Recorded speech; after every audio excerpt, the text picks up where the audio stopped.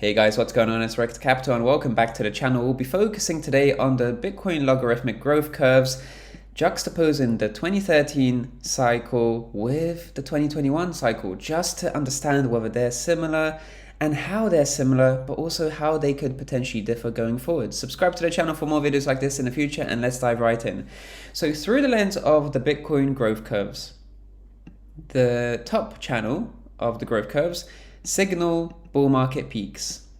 And of course, we haven't seen a bull market peak by standards of this log growth curve.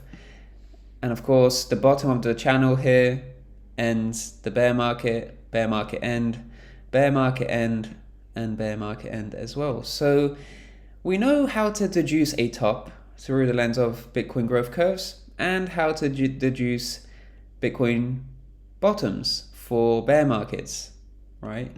But we also have to understand how to deduce midpoints in these cycles. And of course, if this is the top of the growth curve, this is the bottom of the growth curve, then the midpoint of this growth curve, which is the black level here, is going to signal the midpoint of any cycle, really. And 2013 is a good example of how we had a mid-cycle correction.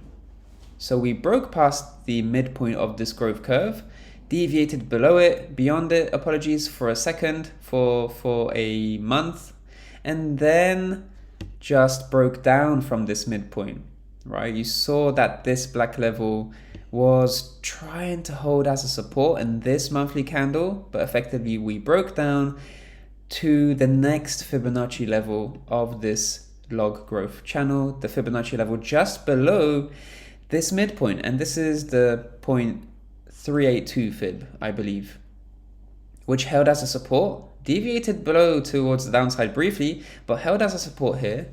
And in the following month, it held as a support here as well. In the following month after that, it didn't hold here, but it then did hold again. So you're really seeing higher lows continue to form along this Fibonacci growth curve level, just essentially being sandwiched inside what is really a consolidation range in a mid-cycle correction. Really interesting to see that, because we had that deviation beyond the midpoint where we rejected and then pulled back into a level that was just meandering below the midpoint before we broke back above it and then tested the midpoint as a support. Not picture perfect, but that's effectively the technical situation that occurred. Juxtaposing that situation, that entire mid-cycle correction through the lens of these growth curves, you can see a deviation beyond the midpoint over here. And in fact, if you just focus on where there was a rejection in 2021 from the orange Fibonacci level, and you can see that there's a rejection from the Fibonacci here, the orange level as well.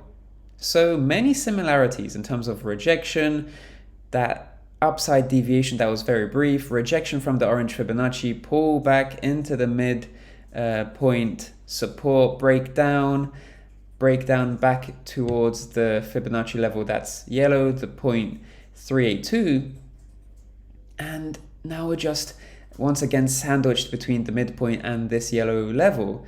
So really interesting, because we've deviated below the Fibonacci, this yellow Fibonacci, and that tends to happen as well while still maintaining support here. So June is going to end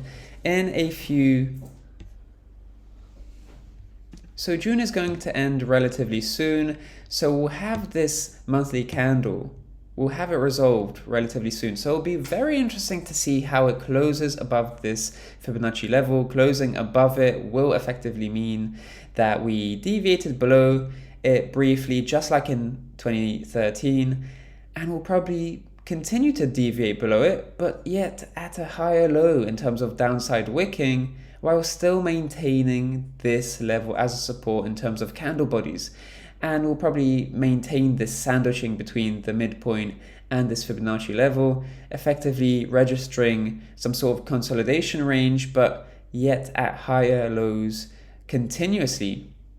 That's what the mid-cycle correction from 2013 is effectively painting for Bitcoin.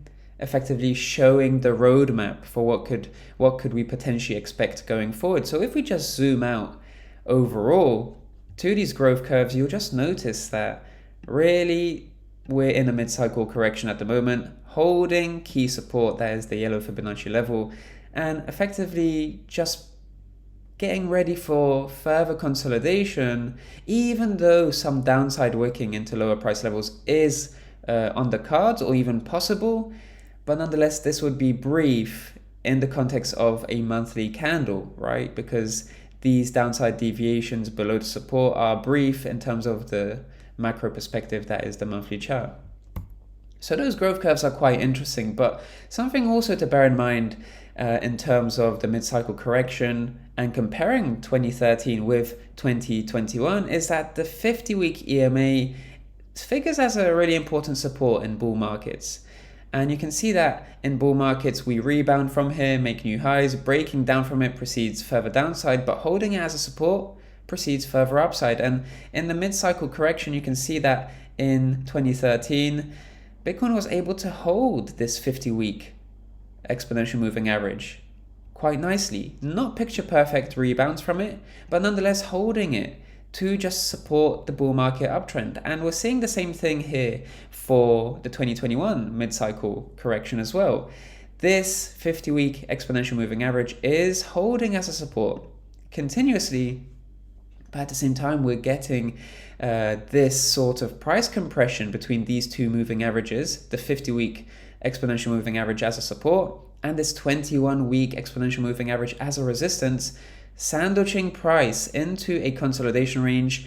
And we're going to see price compression going forward as we see price coil in towards the apex that is being outlined by these two exponential moving averages, the 21-week exponential moving average resistance and the 50-week exponential moving average support. So we're still seeing consolidation inside this triangular market structure. Price compression is going to increasingly become a factor as time passes, and that price compression is going to, of course, precede a stronger, more volatile move, in which case we'll probably see a confirmed breakdown or a confirmed break up beyond the exponential moving averages. Once again, we're not talking about direction. There's no point to guess at this point. It's just really important to just focus on confirmation. Are we going to get candle closes below this support? Because if we are, then we're probably going to go lower. Alternatively, candle closes above the 21-week exponential moving average would probably proceed further upside towards the mid-40s. So at this point in time, it's quite interesting that we're seeing this 21-week exponential moving average roughly be confluent with 44K, but as time goes on, we're going to start to see this EMA slink towards lower levels, meaning that that resistance is going to continuously weigh down on price and represent lower price levels. So this compression is going to lead to more non-volatile movement in Bitcoin's price action. And of course, that's what price compression means. Very low volatility until we see that price expansion in terms of volatile breakouts or breakdowns. So let's see how price confirms. But the main gist here is that the 50-week exponential moving average is holding as a support, just like we saw during the mid-cycle correction. Very similar situation here. And at the same time, we're also having a very similar mid-cycle predicament comparing to 2013. So many similarities in that regard. But of course, the difference here is that if we focus on the 21-week exponential moving average in 2013, we saw this level hold as a support. Of course, very briefly, we lost this 21-week exponential moving average support and then proceeded to new all-time highs. Whereas here, well, we've already lost this 21-week exponential moving average, and that's why it is now a resistance. Reclaiming this 21-week EMA as a support is really important to just prolonging the bull trend, because whenever we see price above the 21-week EMA, that proceeds further upside, but of course losing it can proceed further downside. So really important that this current fake breakdown towards the downside below the 21-week exponential moving average, really important that it's just a fake out rather than actual breakdown proceed in further downside. So comparing to the mid-cycle correction of 2013, many similarities, but this is a key difference. Though we did see a fake breakdown over here as well, we're starting to see this current fake breakdown, or at least a breakdown. We're seeing a bit more time, right? We're seeing multiple weeks below the 21-week exponential moving average, whereas here we saw 3 weeks below the 21-week exponential moving averages. So at the moment, we're seeing 1, 2, 3, 4, 5, 6 weeks below this level. So still some similarity, but it is twice the period that we're below this level is twice longer. So really important to just reclaim this level as a support overall. But at the moment, we're still seeing those similarities in the sense that this 50-week EMA is still holding as a support. And of course, this log growth curve is a pretty much spitting image of one another. It's a really identical cycle at the moment, but let's continue to see how this yellow fib continues to hold as a support. At the moment, it is looking good. Still teetering, trying to reclaim it properly before the monthly close. Let's see how the monthly close occurs, but as long as we close above this yellow level here, then we're going to see continued support holding here and consolidation inside this midpoint and the yellow fib level to essentially prolong this similarity that we're seeing in this mid-cycle correction, comparing to 2013 and of course 2021 being very similar in that regard. In any case, guys, I hope you enjoyed the video. Leave a like if you did, and of course subscribe to the channel for more videos like this in the future. I'm Rekt Capital, and I'll speak to you in the next one. Speak to you soon.